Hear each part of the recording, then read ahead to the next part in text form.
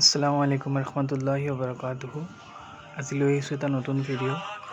আমাৰ নবী মুহাম্মদ মুস্তাফা সাল্লাল্লাহু আলাইহি ওয়াসাল্লামৰ ৰোজে মুবাৰক। আপোনালোকে দেখিবলৈ পাই আছে আমাৰ নবীৰ ৰোজাৰ সন্মুখভাগ। আমি লাহে লাহে ভিতৰলৈ সোমাম আৰু মই আপোনালোকক দেখুৱাবলৈ চেষ্টা কৰিম আমাৰ নবী মুহাম্মদ মুস্তাফা সাল্লাল্লাহু আলাইহি ওয়াসাল্লামৰ কবৰ মুবাৰক, য'ত তেখেতে আৰাম ফৰমাই আছে।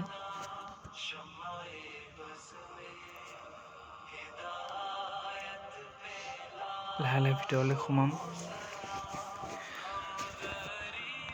আপোনালোকলৈ অনুৰোধ, যদি চেনেলটো ছাবস্ক্ৰাইব কৰা নাই তেনেহ'লে ছাবস্ক্ৰাইব কৰি লওক, যাতে আগলৈ নতুন ভিডিঅ' আহিলে আপোনালোকে সোনকালে পাব পাৰে। আমি এতিয়া 1 নম্বৰ গেটেৰে সোমাম, বাবু চালাম গেট। এইটো গেটেৰে সোমালে আমাৰ নবী মুহাম্মদ মুস্তাফা সাল্লাল্লাহু আলাইহি ওয়াসাল্লামক জিয়াৰাত কৰিব পাৰিম, তেখেতক চালাম জনাব পাৰিম। অন্য এটা গেট আছে 2 নম্বৰ গেট, যিটো গেটেৰে আমি ৰিয়াজুল জান্নাত সোমাব পাৰিম। মই অন্য এটা ভিডিঅ'ত ৰিয়াজুল জান্নাত আপোনালোকক দেখুৱাবলৈ চেষ্টা কৰিম। আপোনালোকে নিশ্চয় জানে আমাৰ নবী মুহাম্মদ মুস্তাফা সাল্লাল্লাহু আলাইহি ওয়াসাল্লাম পৰ্দা হৈছিলে হজৰত আয়েশা ছিদ্দিকা ৰাদিয়াল্লাহু আনহাৰ ঘৰত, আৰু তেখেত যি ঠাইত পৰ্দা হৈছিলে সেই ঠাইতে তেখেতৰ কবৰ মুবাৰক আছে। আৰু তেখেতৰ কবৰ মুবাৰকৰ লগতে অন্য 2টি কবৰ মুবাৰক আছে। এটা হৈছে হজৰত আবু বকৰ ছিদ্দিক ৰাদিয়াল্লাহু আনহুৰ কবৰ মুবাৰক, আৰু আনটো হৈছে হজৰত উমৰ ফাৰুক ৰাদিয়াল্লাহু আনহুৰ কবৰ মুবাৰক।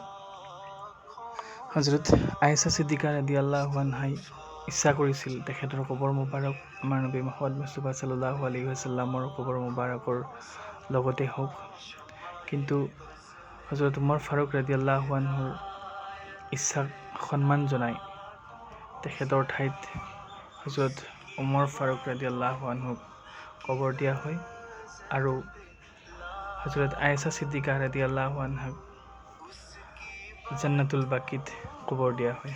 এয়া আপোনালোকে দেখিবলৈ পাইছে আমাৰ নবীৰ ৰোজাৰ সোমোৱা 1 নম্বৰ গেট, বাবু চালাম গেট। পোনপ্ৰথমে আমাৰ নবী মুহাম্মদ মুস্তাফা সাল্লাল্লাহু আলাইহি ওয়াসাল্লামৰ ওপৰত দৰুদ, আল্লাহুম্মা সাল্লি আলা সাইয়্যিদিনা ওয়া আলা আলি মুহাম্মাদিন কামা সাল্লাইতা আলা ইব্ৰাহিম ওয়া আলা আলি ইব্ৰাহিম ইন্নাকা হামিদুম মাজিদ।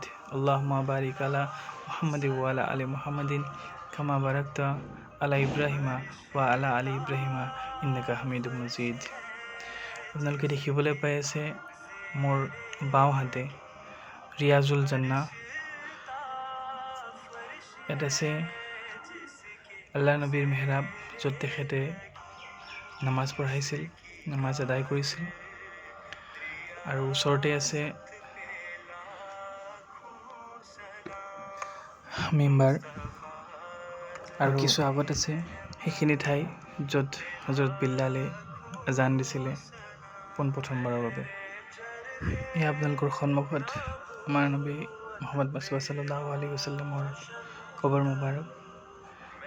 প্ৰত্যেকে আমাৰ নবী মুহাম্মদ মুস্তাফা সাল্লাল্লাহু আলাইহি ওয়াসাল্লামৰ সালাম জনাব।